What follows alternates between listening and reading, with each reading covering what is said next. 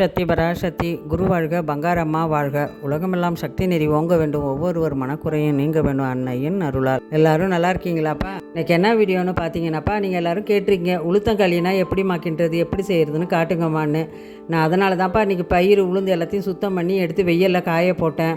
பயிரை வச்சு ஒரு ஸ்நாக்ஸ் செஞ்சுருக்கேன்ப்பா, நீங்கள் எல்லாம் பாருங்கப்பா.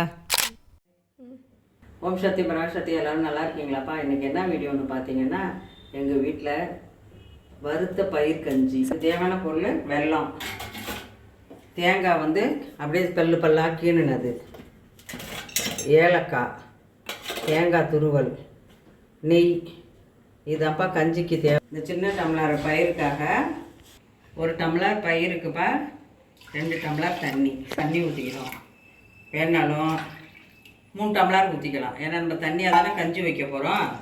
அதை ஊற்றிட்டு சிறிதளவு ஒரு சிட்டிகை உப்பு, ஏன்னா அப்போ தான் ருசியாக இருக்கும். சிட்டிகை உப்பு, கல்லுப்பு. இதுக்கு 3 விசில் வரணும். 3 விசில் வந்ததுன்னா நல்லா வெந்துடும். போட்டுட வேண்டியதுதான் குக்கர்.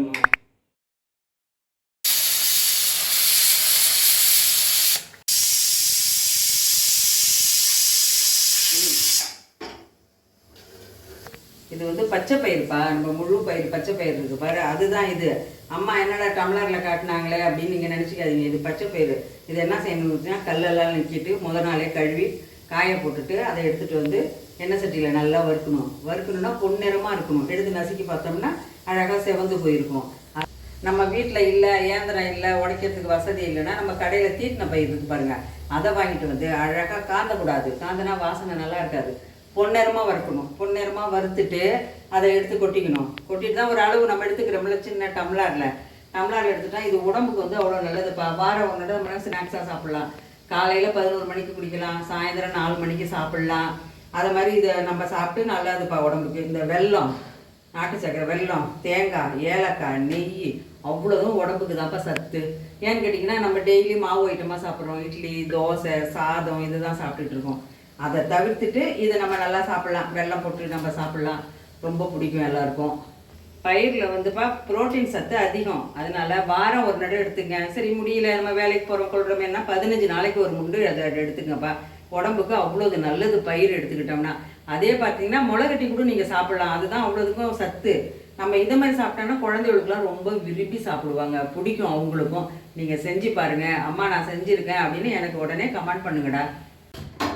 Case on பண்ணிட்டப்பா. ஆன் பண்ணிவிட்டு லைட்டாக ஸ்லோவில் வச்சுக்கணும். சிம்பிளாக வச்சுக்கணும். பாருங்க, தேங்காய் அதை அதில் கொட்டிட்டிங்கன்னா, ஏன்னு கேட்டிங்கன்னா இதை நல்லா வறுத்து போட்டால், நெய் போட்டு வறுத்து போட்டால் அவ்வளோ டேஸ்ட்டாக இருக்கும். அதை நல்லா வறுத்துக்கணும். அதை அப்படியே வறுத்து எடுக்கணும். கொஞ்சம் லைட்டாக நல்லா அந்த ஈரப்பதம் போயிடும் பாருங்க. அந்த தேங்காயோட நிறம் கொஞ்சம் மாறும்போது அதை எடுத்துட வேண்டியது தான். இது ப்ரௌனாக மாறிடுச்சு பாருங்கப்பா. இதை அப்படியே எடுத்துட வேண்டியது தான். இதை எடுத்துட்டு இஞ்சிக்காக வெள்ளம் அளவு எடுத்து வச்சு பாருங்கள், அதே இதில் கொட்டிடணும். ஏன்னு கேட்டிங்கன்னா, ஏன் நம்ம பாவு காய்ச்சணும்னு வச்சிங்களேன், அதில் மண் இருக்கும், சுண்ணாம்பு கல்லாம் இருக்கும். அதை வடிகட்டி நம்ம கஞ்சியில் ஊற்றிக்கிறதுக்காக தான் இதை பாவு காய்ச்சிடும்.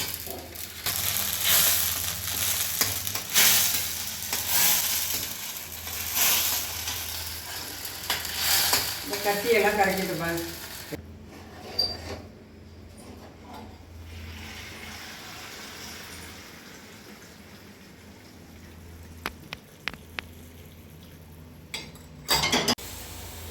இந்த புண்டை எடுத்துடணும். அதனுடைய அவி அடங்கிடுச்சுங்களா பாருங்க. நல்லா வெந்திருக்கா, குழைய வெந்திருக்கு பாருங்க. இது பயிரை பொறுத்துடா பார்த்தீங்கன்னா 3 விசில் இல்லைன்னா 6 விசில் வச்சுக்கலாம். வச்சுட்டோம்னா நல்லா குழைய வந்துடும். தேங்காய் இது பாருங்கள், வெள்ளைப்பாவு அதில் அப்படியே ஊற்றிக்கலாம். அதை ஊற்றிட்டு அதில் இருந்து அந்த தூசி தம்பிலாம் எடுத்துட்டோம் பாருங்கள். இதுக்கு பாவு பதம்லாம் இல்லைப்பா, தண்ணியாக நம்ம காய்ச்சி அந்த மண்ணுக்காக தான் இதை காய்ச்சணும். சுத்தம் பண்ணிட்டோம்னா இனிமேல் நம்ம ஊற்றிக்கிட்டு எவ்வளோ அளவு வேணுமோ அதுக்கு தேங்காய் பாலாவும் ஊற்றிக்கலாம், இல்லை வெந்நீரை கொஞ்சம் சுட வச்சு அதுவும் ஊற்றிக்கலாம். இப்போ பார்த்தீங்கன்னா ஏலக்காய் போட்டுக்கிட்டோம். இப்போ இந்த தேங்காய் இருக்குது பாருங்கள், இந்த பல்லெல்லாம் எடுத்து வச்சுருக்கிறோம்ல, இதுதான் நல்லா டேஸ்ட்டாக இருக்கும். நல்லா நம்ம குடிக்கும்போது பல்லில் கடிச்சு நறுக்கு நறுக்குன்னு நல்லாயிருக்கும். அதையும் போட்டுக்கலாம். அடுத்தது தேங்காய் பூ நம்ம துருவுறது, இதையும் நல்லா போட்டுடணும். போட்டுட்டு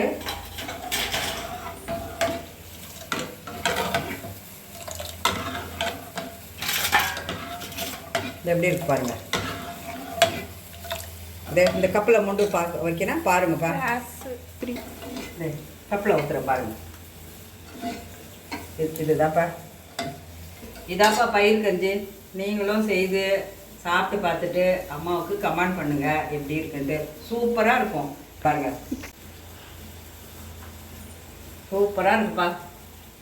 நீங்களும் செஞ்சு பாருங்கள் மறக்காமல் அம்மா சொன்னதை.